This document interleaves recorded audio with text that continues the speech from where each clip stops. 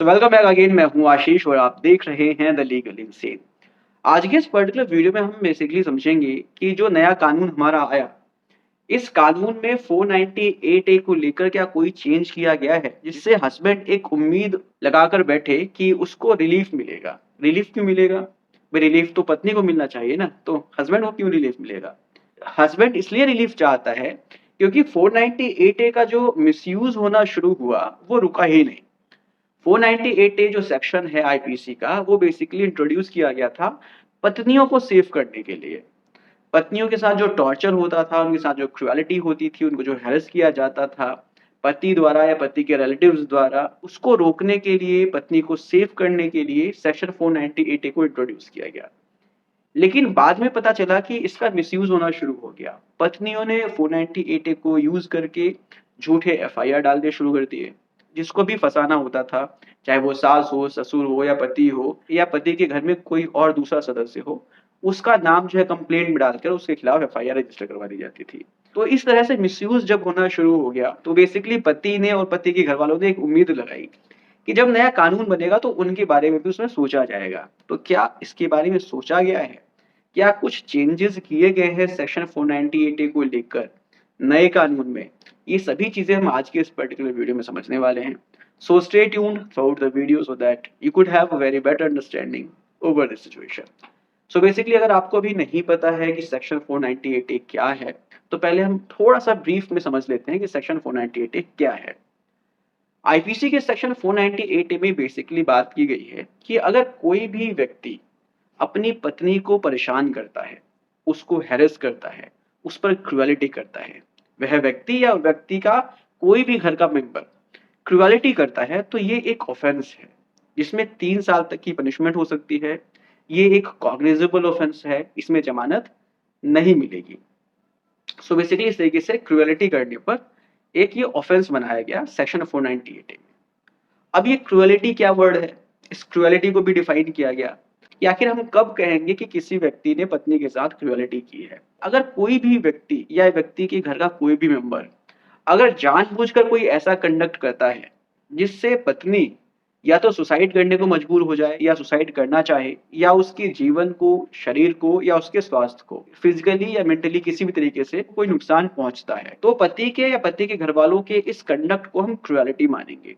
इसके साथ ही साथ क्रुएलिटी में एक चीज और डिफाइन की गई। अगर पति या पति के घर का कोई भी मेंबर पत्नी से दहेज लाने के लिए बोलता है, दहेज लाने के लिए परेशान करता है, उसको उसको हैरेस करता है, तो भी ये क्रुएलिटी होगी। अगर पत्नी दहेज नहीं ला पाती है, तो उसको अगर परेशान किया जाता है, उसको हैरेस किया जाता है, तो ये भी कंडक्ट जो है क्रुएलिटी में कवर होगा।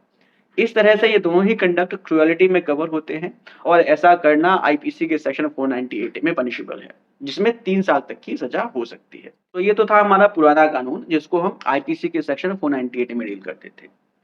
अब जो नया कानून आया है, भारतीय न्याय संहिता, इसमें 498 की जगह सेक्शन 85 और 86 है, जो बेसिकली इस ऑफेंस को डील करता है, जो क्रुएलिटी को डील करता है। अब यहाँ पर ये समझना है कि क्या इसमें कोई चेंज हुआ है, तो इसका आंसर देखो साफ-साफ शब्दों में है, नहीं। भारतीय न्याय संहिता का जो सेक्शन 85 है, वो बेसिकली बात करता है कि अगर कोई भी व्यक्ति पत्नी पर क्रुएलिटी करता है, तो उसको 3 साल तक की सजा होगी। ये कॉग्निजेबल ऑफेंस होगा, बेल इसमें नहीं मिलेगा। और जो सेक्शन 86 है, वो क्रुएलिटी को डिफाइन करता है, और सेक्शन 86 में क्रुएलिटी की जो डेफिनेशन है, वो एज इट इज वही है जो सेक्शन 498 ए आईपीसी में था। सो बेसिकली कुछ भी चेंज नहीं किया गया, एज इट इज वही डाल दिया गया। अब इसको देखते हुए ये उम्मीद लगाना कि पति या पति के घर वालों को कोई रिलीफ मिलेगा या 498 के केस को डील करने का कोई दूसरा नया प्रोसीजर मिलेगा, तो इस उम्मीद पर आपको पानी फिरता हुआ नजर आएगा। तो क्या यहाँ पर ये मान लिया जाए कि जो आईपीसी के सेक्शन 498 का मिसयूज होता था, वो अब यहाँ पर भारतीय न्याय संहिता के सेक्शन 85 और 86 का एज इट इज मिसयूज होगा? तो देखो बेसिकली क्या है, यहाँ पर एक उम्मीद थी सरकार से कि सरकार कुछ ऐसे स्टेप्स लेगी या कुछ ऐसी चीजें इसमें और इन्वॉल्व करेगी या कुछ ऐसे प्रावधान और डालेगी सेक्शन 498 में, ताकि इसका मिसयूज होना बंद हो जाए। लेकिन सरकार ने कुछ भी नहीं किया। 498 ए को एज इट इज सेक्शन 85 और 86 बनाकर भारतीय न्याय संहिता में डाल दिया। अब भारतीय न्याय संहिता में जब ये सेक्शंस आ गए हैं और एज इट इज आ गए हैं, तो नियर फ्यूचर में कोई भी ऐसी उम्मीद नहीं है कि जिससे पति अपने आप को बचा सके। हाँ, ये बात अलग है कि सुप्रीम कोर्ट की ओवर द टाइम बार-बार हमेशा इस पर जब जब भी सुप्रीम कोर्ट को मौका मिलता है, तो सुप्रीम इसको इंटरप्रेट करता रहता है, चीज़ें बताता रहता है कि किस तरह से सेक्शन 498 ए को यूज़ किया जाएगा, किस तरह से उसमें एफआईआर दर्ज होगी, किस तरह से केस चलेगा, गिरफ्तारी का क्या प्रोविज़न होना चाहिए, किस तरह से गिरफ्तार करना है, तुरंत गिरफ्तार नहीं करना है।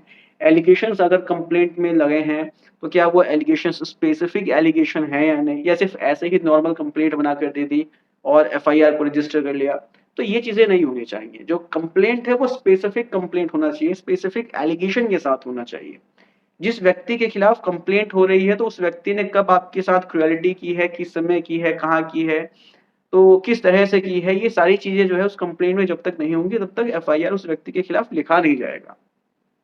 तो इस तरीके से बहुत सारी गाइडलाइंस सुप्रीम कोर्ट समय-समय पर देता रहा है, जिससे ये उम्मीद की जाती है कि 498 ए का मिसयूज़ होना थोड़ा-सा रुकेगा। तो इस तरह से क्रिमिनल सिस्टम पर एक विश्वास बनाकर भी रखना होगा, क्योंकि जो जजेस हैं, वो भी काफ़ी विजिलेंट तरीके से केसेस को देखते हैं और फिर उसमें अपना जजमेंट पास करते हैं। सो उम्मीद करता हूँ कि ये वीडियो इन्फॉर्मेटिव लगी होगी, कुछ नया सीखने को मिला होगा। अगर इन्फॉर्मेटिव लगी है तो इसको शेयर करिए, लाइक भी कर सकते हैं। मिलते हैं नेक्स्ट वीडियो में, टेक केयर, बाय बाय।